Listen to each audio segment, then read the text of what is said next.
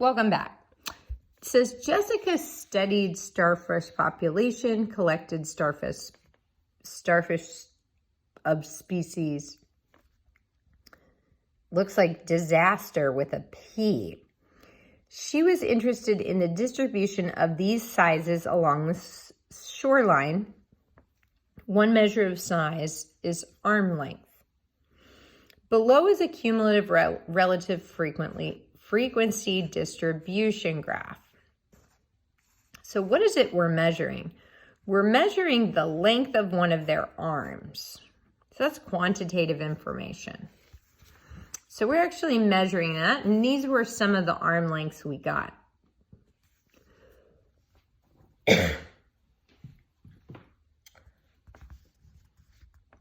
It says one of the arm lengths in particular was 18.20.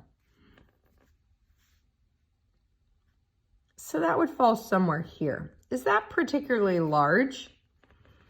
The answer would be, yeah, heck yeah.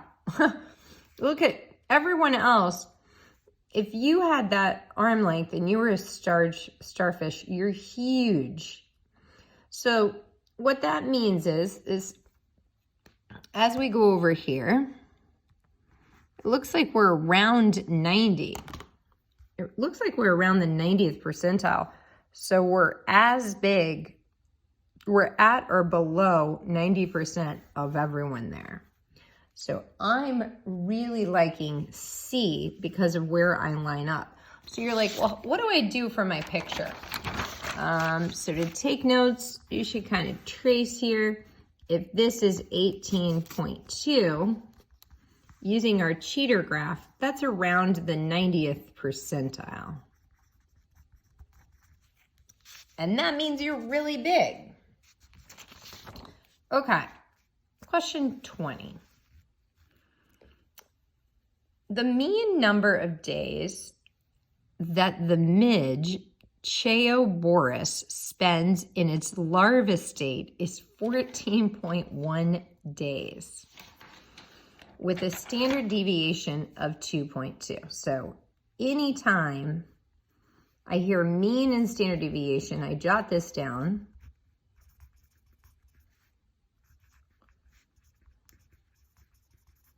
Okay. The distribution is skewed toward the higher values. Okay, so that must mean the median, and the mean is to the right. Mean is skewed toward these higher values or pulling up the mean. So this is right skewed data.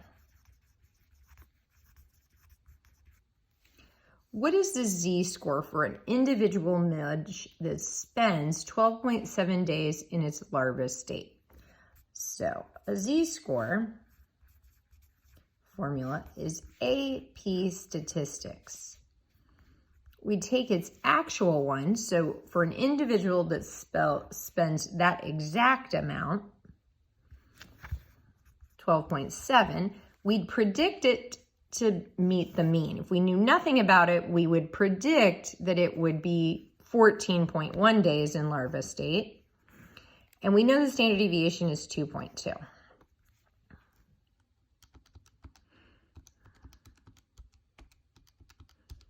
Okay, so I end up getting this value,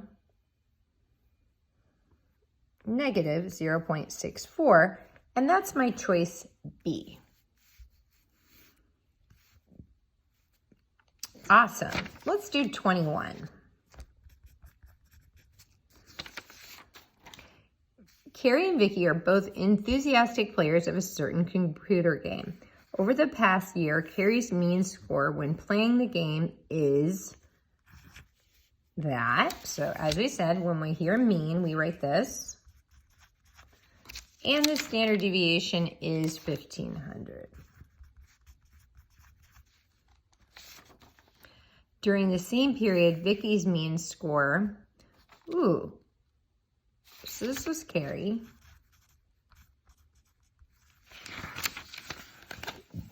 Vicky's mean score was different. So 200, standard deviation 2,000. Okay. This makes me think of the wiener dog, but I'm not sure. I got to finish reading the question, but I'm thinking the wiener dog because I'm comparing two people, two different means, two different standard deviations. They devise a fair contest. Each one will play the game once and they will compare z-scores. Yes, it is the wiener dog and the Labrador. Carrie gets a score of 1,400. Vicky gets a score of 1,600. So compared to their scores, which one won the contest? Okay, so Carrie's actual score when we played the contest was this, just like when we ran the race between the wiener dog, and Vicky's actual score was 1,600. So relative to their scores, let's compare. Okay, so it's 2 AP statistics.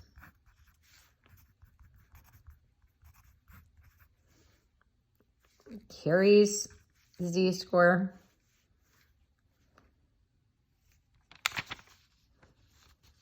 I flip-flop those.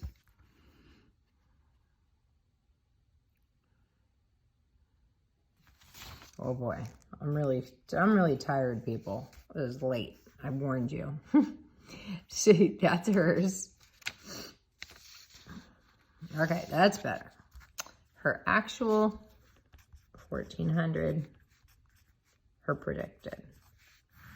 Divide by her standard deviation. Compared to Vicky's actual minus Vicky's predicted, divide by Vicky's standard deviation. So let's compare.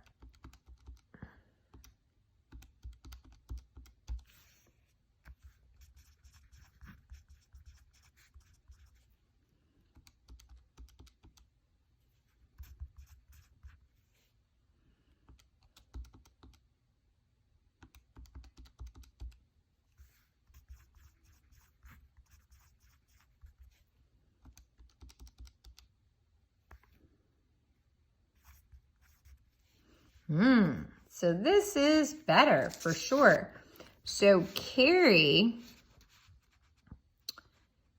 we got this. Vicky, we got that. So Carrie won the contest. Our answer is B.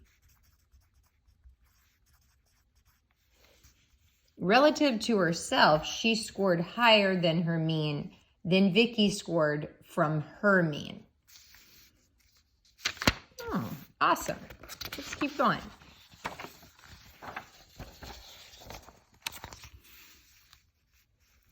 The mean height of men in the United States is 69, and the standard deviation is 3.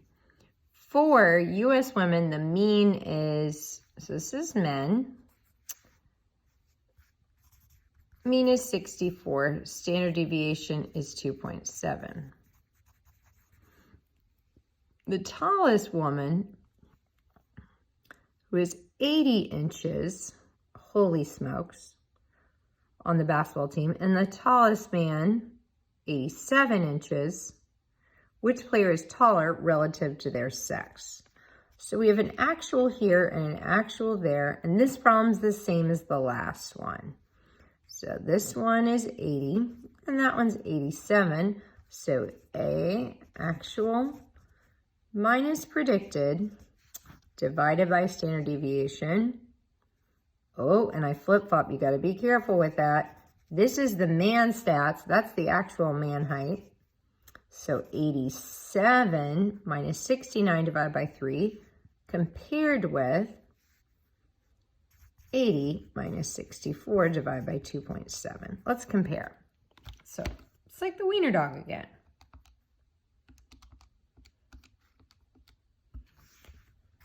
Six standard deviations above the mean. They are really tall.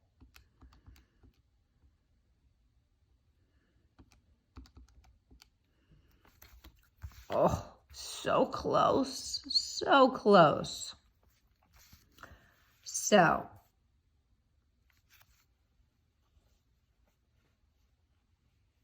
we get C, the gentleman, because his grease score is greater. He is so tall, he's 6 standard deviations above the mean.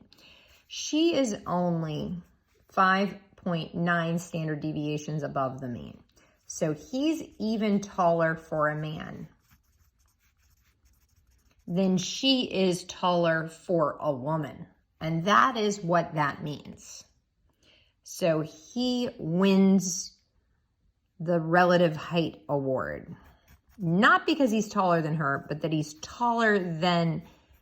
he's more freakishly tall than she is when we compare him to every man and we compare her to every woman.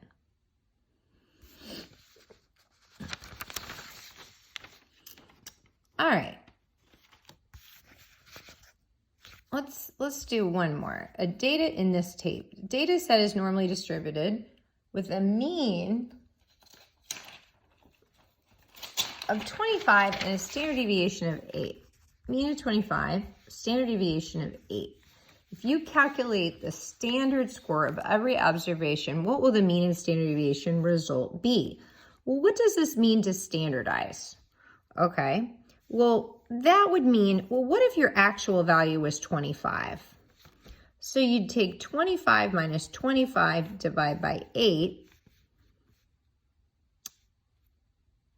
But, right?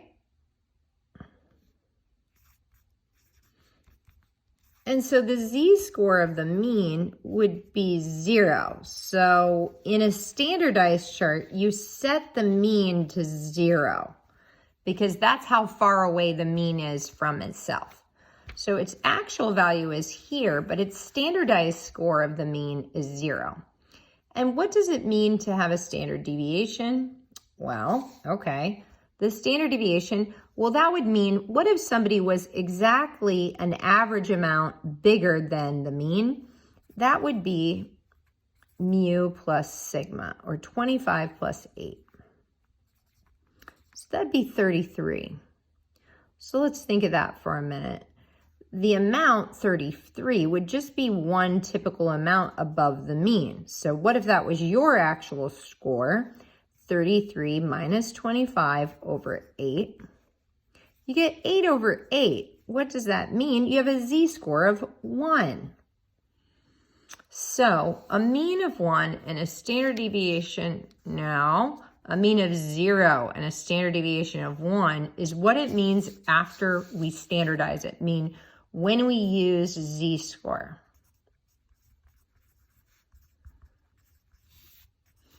When we use z-score, our mean is 0 and our standard deviation is 1 because that's what this formula does to it.